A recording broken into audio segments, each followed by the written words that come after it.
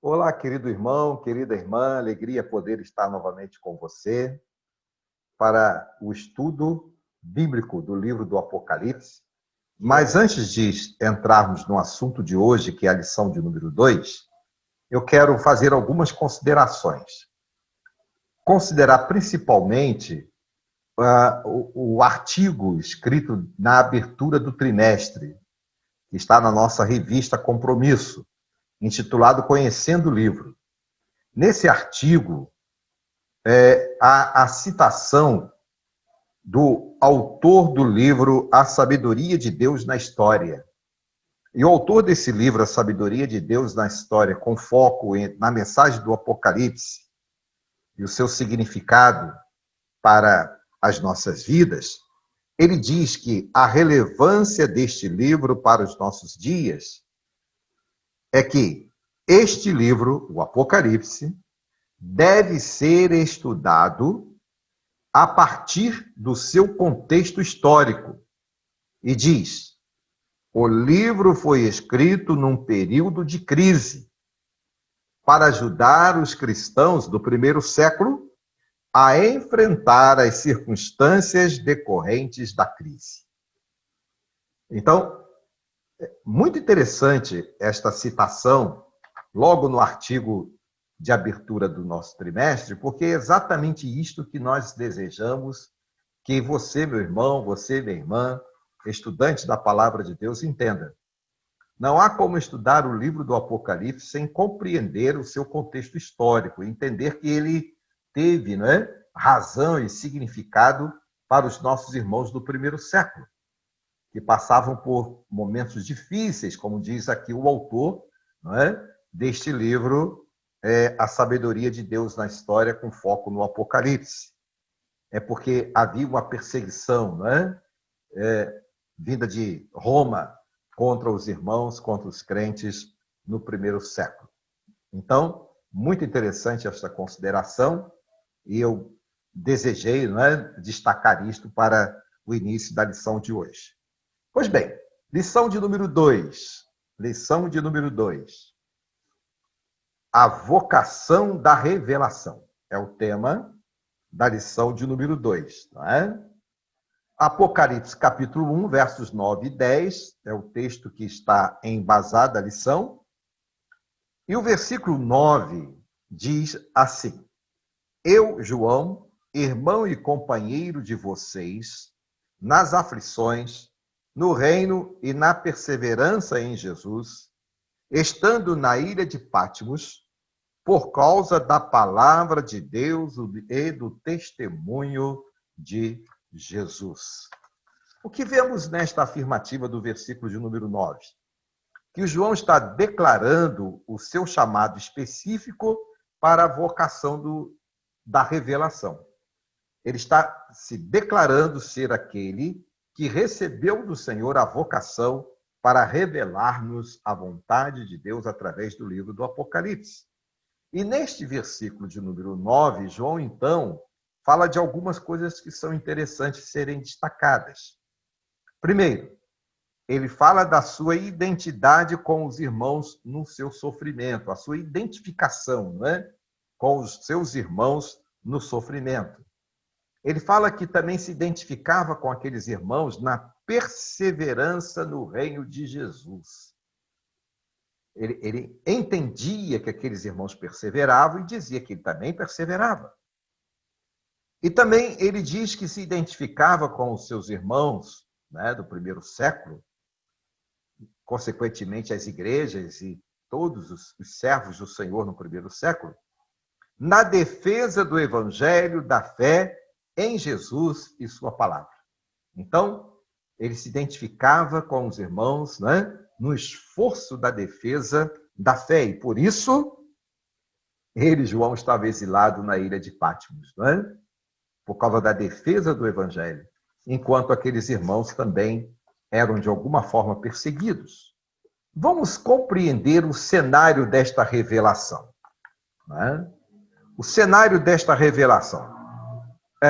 A revelação do Apocalipse a João foi revelado exatamente no período do governo de Domiciano, entre os anos 81 a 96 depois de Cristo, não é? No seu governo em Roma, no Império Romano, que era exatamente o império que estava trazendo dificuldades, não é? Ao povo do Senhor, aos nossos irmãos, no primeiro século. E Domiciano, queridos irmãos, se considerava um deus. Ele se postava, né, como Deus diante dos seus súditos. E ele, então, determinou construir uma estátua, uma imagem, para a adoração do seu povo. E esta imagem era a imagem dele, para que aqueles homens pudessem, né, os seus súditos pudessem adorar ao seu Deus, com letra minúscula, é claro. Né? E então ele punia com tortura e até mesmo com morte a quem não o adorasse. É mais ou menos parecido com o que nós vemos lá na Babilônia, né, nos dias de Nabucodonosor. O homem tentando postar-se ou apresentar-se como Deus. E Domiciano, diante da negação dos crentes, não é? De adorá-lo e permanecer firme na fé e na defesa da fé, ele perseguiu de forma implacável a Igreja de Jesus no primeiro século. E por isso João, né, como ele mesmo declara no versículo de número 9, foi exilado para a ilha de Patmos por causa da defesa do Evangelho, porque junto com os irmãos ele pregava o Evangelho. E estando na ilha de Patmos, João então é vocacionado para a pregação do Evangelho, para a revelação do Evangelho do Senhor, ou melhor, para a revelação do Apocalipse, não é? Aos corações dos nossos irmãos. É conhecido como o livro da revelação. Como dissemos na lição de número 1, é o tirar o véu, né? E o Senhor colocar de forma transparente a sua revelação diante do seu povo. Como então, queridos irmãos, nós devemos entender, não é, o livro da revelação do Senhor Jesus Cristo? A revelação do Apocalipse nos faz refletir nos impactos históricos dos conflitos acontecidos ao longo da história da igreja. Desde o primeiro século, ao longo da história da igreja e dos conflitos que, sem dúvida, ainda estarão acontecendo até a volta de Jesus. Conflitos como estamos enfrentando também nos nossos dias, não é? E João é vocacionado para revelar-nos os acontecimentos que alertam a igreja ao preparo e seu fortalecimento. Então, o Apocalipse, através de João, é revelado para conhecimento da igreja e para alertar a igreja, né, quanto a estar preparada e fortalecida. Portanto, queridos, a vocação da revelação precisa ser observada exatamente da seguinte forma. Letra A. Como o apóstolo João foi chamado para a revelação? De que maneira isto aconteceu? Não é? Verso 9 e 10, que é o versículo-chave, né? O texto diz que ele ouve uma grande voz como de trombeta. Aliás, chamando a sua atenção para as citações, né, simbólicas do livro, e que nós vamos, a cada momento que ela aparece, né, dar aos irmãos a informação daquilo que entendemos ser o seu significado. A voz como de trombeta. Então, está claro, semelhante à trombeta. Não é que ele ouviu uma trombeta, não é? Semelhante à trombeta, significando a voz poderosa do Senhor. Não é? Você já presenciou o soar de uma trombeta? Pois bem, então revela-nos a voz poderosa do Senhor. E outros textos aqui no Apocalipse vão aparecer, não é? a voz de poder ouvida, né, por João durante o livro do Apocalipse, capítulo 1, verso 11, capítulo 2, verso 1, capítulo 2, verso 8, verso 12 e verso 18, capítulo 13, verso 1 e 14, capítulo 14, verso 13, capítulo 19, verso 9, capítulo 21, verso 5, vão aparecer outras vezes, né? Esta voz poderosa se dirigindo a João, né? E ele aqui, então, identifica esta voz como uma voz de trombeta, ou semelhante à trombeta, revelando o poder da voz do Senhor.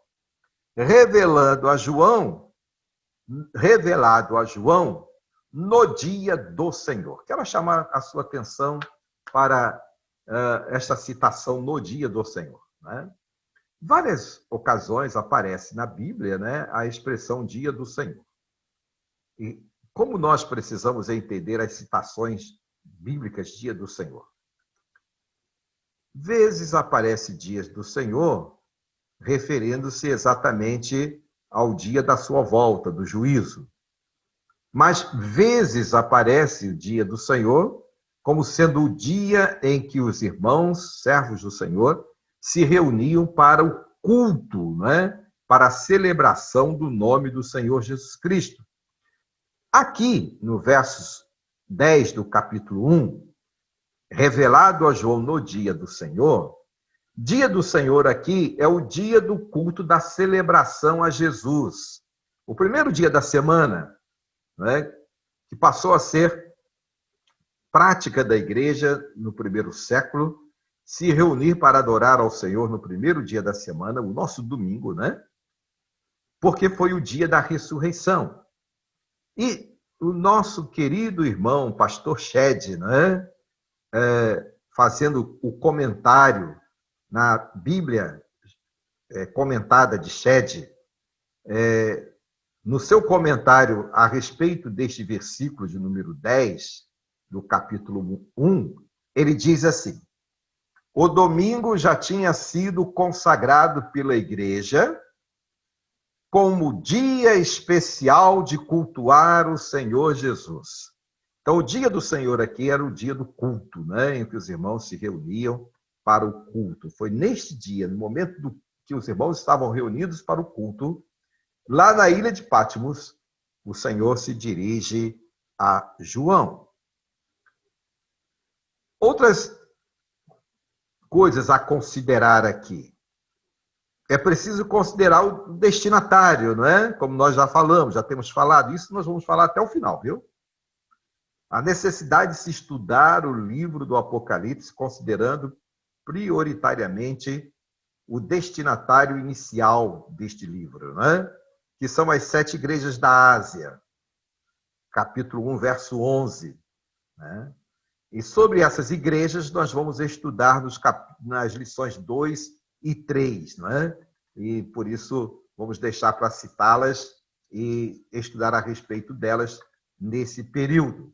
Mas já podemos aqui citar as lições principais reveladas a estas igrejas. Jesus se dirige a estas igrejas através de João, escrevendo no Apocalipse, dizendo que Jesus está com a igreja, capítulo 1, versos 12 e 13. Jesus está com a igreja. Segundo, Jesus está no meio da igreja, capítulo 1, verso 13. Jesus está no meio da igreja. Podemos observar também, como lição, observa-se que em uma igreja, pelo menos, né, Jesus está no lado de fora da igreja, Apocalipse capítulo 3. E Jesus é aquele que restaura a igreja, capítulos 2 e 3. Né? Jesus é aquele que restaura a igreja. E Jesus é aquele que ama a igreja, e porque ama a igreja, alerta. Quem tem ouvidos, ouça o que o Espírito diz à igreja. Capítulos 2 e 3, há vários momentos em que Jesus se apresenta alertando a igreja e são mensagens realmente que precisam ser consideradas, não é? Para as nossas vidas, neste estudo do Apocalipse. Não é? É preciso observar aqui no estudo do Apocalipse a reverência de João, que foi relevante. Não é? Capítulo 1, verso 17, diz que ele, identificando que era o Senhor que falava com ele, caiu aos seus pés. Caiu aos seus pés, como morto, diz o texto. Não é? Tremenda reconhecimento e reverência diante daquele que falava com ele. E João, então, ouve dizer: não temas, eu sou o primeiro e o último. O primeiro e o último. Como em outro texto, né? O alfa e o ômega. O primeiro e o último. E João, então, é confortado com estas palavras, né? E ver aqui que se refere ao Senhor Jesus, Senhor da sua vida, né? O Senhor que lhe abençoa. Ao estudar, né, a vocação da revelação, é preciso também se destacar a identidade daquele que se revela. Quem é que se revela a João? Quem é que se revela a nós a partir de João? Versículos 18 a 20 do capítulo de número 1. Não é? É aquele que vive, ou seja, aquele que ressurgiu. É aquele que vive. Então é o Senhor, nosso Senhor Jesus. É aquele que tem a chave da vida e da morte, significando que aquele que tem a chave tem o controle. Chave aqui da ideia de controle. Né? Você, quando tem a chave, você tem o controle, não é verdade? Para entrar e sair. Não é assim? Então, chave aqui da ideia de controle. É o Senhor que tem o controle. Aquele que é vitorioso eternamente. Então, esta é a identidade daquele que se revela, né, aos crentes através de João. Portanto, meus amados irmãos, vemos nesta lição de número 2, né, que o capítulo de número 1 é uma introdução de todo o livro, para que a gente possa compreender, né, que ele esclarece o propósito da revelação. Ele revela, o capítulo 1, revela a autoridade, né, da vocação do João para ser usado pelo Senhor para escrever. Portanto, né, nós podemos concluir com algumas interrogações. A primeira: entendendo que João foi chamado pelo Senhor para ser usado pelo Senhor, compreendendo que ele se colocou diante do Senhor para cumprir a missão, e que a cumpriu, e que o Senhor mandou que escrevesse e enviasse, e ele assim o fez, ele foi obediente. A primeira pergunta para você, a partir do estudo da experiência do chamado de João para a vocação da revelação do Apocalipse, a pergunta para você, à luz do estudo de João, né, do chamado de João: qual é o seu chamado? Você tem um chamado? Deus é aquele que nos vocaciona também para fazer a sua obra, meu irmão. Então, qual é o seu chamado? Segunda pergunta: quem te chamou? Se você entende que foi Deus, coloque-se de forma reverente diante dele e seja obediente ao seu chamado. Terceira pergunta: você entende a missão que lhe foi dada? Se você sabe qual é o seu chamado, entende que quem te chamou foi o Senhor, você tem entendido a sua missão? João entendeu a sua missão, não é verdade? Outra pergunta: está identificado com o propósito do seu chamado? Interessante isto, não é? Então, são 4 perguntas interessantes para que você possa refletir, não é? Qual o seu chamado? Quem te chamou? Entende a missão? Está identificado com o propósito do seu chamado? Portanto, irmãos queridos, concluindo, Deus quer usar-nos, assim como usou João, não é? Para trazer-nos as escrituras do Apocalipse, como usou também os outros apóstolos e o próprio João para escrever também outras revelações, né, da palavra de Deus aos nossos corações. Então, Deus quer usar-nos como usou João, para revelar às pessoas a sua palavra, para que através de nós a palavra do Senhor seja revelada ao coração das pessoas. Principalmente, meus irmãos, neste tempo difícil, né, que estamos vivendo. E que não foi diferente ao longo da história da igreja. Mas a cada momento da nossa história há um tempo difícil, como haverá também no futuro. Então, mas é neste tempo que a igreja do Senhor está aqui. E nós estamos vivendo neste tempo do ano de 2020, quando estamos estudando nesse quarto trimestre esta lição, não é? Nós estamos vivendo também um momento muito difícil no mundo, no Brasil, pertinho de nós, não é? Nas nossas igrejas. E o que nós precisamos é ser, de alguma forma, como foi para os irmãos no primeiro século, ao longo da história da igreja, sermos alertados a permanecer firmes, cumprindo a missão que o Senhor nos confiou. Que Deus, portanto, nos abençoe, não é? E que, mais uma vez, você seja gloriosamente abençoado pelo Senhor nos estudos desta lição e, sem dúvida, as lições futuras que estarão vindo também para você. Que o Senhor, portanto, nos abençoe, não é? Fique com o Senhor, vamos orar e assim encerrar a lição, não é? De número 2. Senhor, muito obrigado por este momento de culto, de adoração, momento de estudo da Tua Palavra, que o Senhor fale aos corações dos meus irmãos e capacita-os a estar firme, cumprindo a sua missão, assim como João cumpriu a sua missão, recebendo a vocação da revelação. Ó Deus, dá-nos a Tua visão para sermos úteis no Teu reino. Oramos em o nome de Jesus. Amém.